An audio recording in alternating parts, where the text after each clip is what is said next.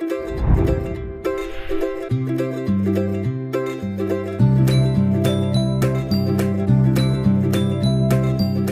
हिंद दोस्तों, आपका स्वागत है हमारे चैनल नेशन टॉक पर। और आज हम बात करने जा रहे हैं भारत के पड़ोसी देश चमगादड़ चीन के बारे में। तो चलिए शुरू करते हैं।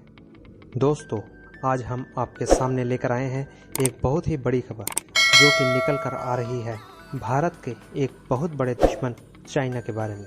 दोस्तों,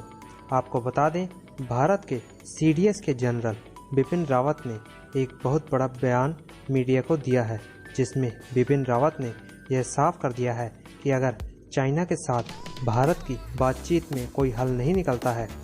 तो भारतीय सेना सैन्य कार्रवाई पर भी विचार कर सकती है, जो कि भारत के दुश्मनों के लिए एक कड़ी चेतावनी है। आपको बता दें, जब से भारत और चीन के बीच गलवान झड़प हुई है, तब से चीन के अधिकारियों व उसके मीडिया के द्वारा भारत के खिलाफ बहुत बड़े स्तर पर बयानबाजी लगातार की जा रही है,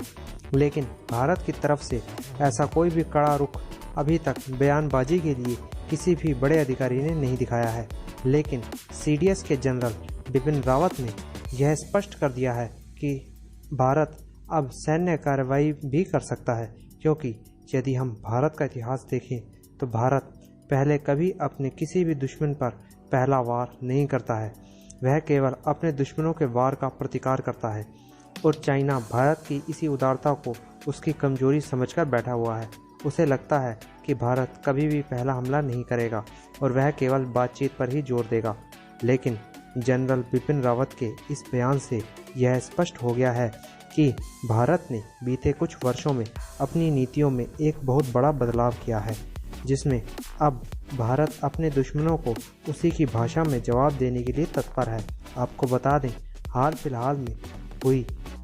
कुछ समय पहले चाइना के एक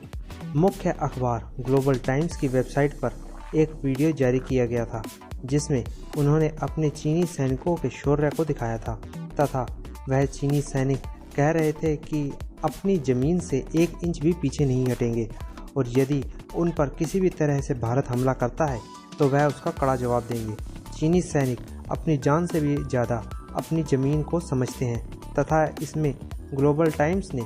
अपने सैनिकों के शौर्य का गुणगान किया था। चीनी सैनिकों का शौर्य भारतीय सैनिकों के सामने कितना है, यह तो हम गलवान झड़प में ही देख चुके हैं, जिसमें भारतीय सैनिकों ने चीनी सैनिकों को उनकी गर्दन व उनकी रीढ़ की हड्डियां तोड़कर मौत के घाट उतार दिया था। लेकिन फिर भी अभी तक चीनी सैनिक फिंगर 5 के एरिया से पीछे नहीं हटे हैं। आपको बता दें, अभी तक चीन व भारत के बीच 20 से अधिक बार बातचीत हो चुकी है, लेकिन इस पर कोई भी स्पष्ट फैसला नहीं निकल पाया है।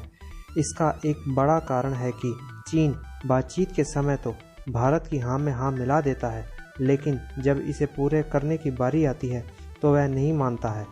जिस वजह से अब भारत का धैर्य भी जवाब दे रहा है। आने वाले समय में बहुत जल्द यह देखा जा सकता है कि भारतीय सैनिक एक बार फिर से चीन के सैनिकों की रीढ़ की हड्डियां व गर्दन तोड़ने के लिए मैदान में उतर जाएं, और फिर चीनी सैनिकों का शौर्य भी पूरी दुनिया को साफ साफ दिखाई देगा, जो कि वह अपनी मीडिया में दिखाते हैं। दोस्तों, आपको क्या लगता है, भारत और चीन के बीच का यह सीमा विवाद किस हद तक जाएगा? यदि मैं अपना पर्सनल ओपिनियन दूं तो मुझे नहीं लगता कि चीनी सैनिक भारतीय सैनिकों के सामने टिक पाएंगे, क्योंकि यह बात चीनी सैनिक भी अच्छी तरह से जानते हैं कि उनकी चूंचें भारतीय सैनिकों की दहाड़ के सामने नहीं टिक पाएगी। वह केवल अपने सरकार के दबाव में आकर ही ऐसी बयानबाजी देते हैं, क्योंकि चीनी मीडिया भी भारतीय सैनिकों के शौर्य को अच्छी तरीके से जानता है, और वह यह भी जानता है कि भारतीय सैनिक के सामने चीनी सैनिक कुछ भी नहीं है, जिस कारण से वहाँ का मीडिया केवल भारतीय लोगों के दिमाग के साथ साइकोलॉजिकल गेम खेलता रहता है, जो कि वह मजबूरी में चीनी सरकार उनसे करवाती है, और ऐसे तरह तरह के प्रोपेगेंडा व झूठे वीडियो बनाकर अपने सैनिकों का उत्साह बढ़ाती रहती है, ताकि वह भारतीय सैनिकों के सामने कुछ समय तक टिकने का साहस जुटा पाएं। दोस्तों, आप भी अपनी राय चीनी सैनिकों व चीनी मीडिया के लिए क्या रखते हैं, कमेंट बॉक्स में ज़रूर बताएं। तो ऐसी ही जानकारी के लिए हमारे चैनल को सब्सक्राइब करें। धन्यवाद।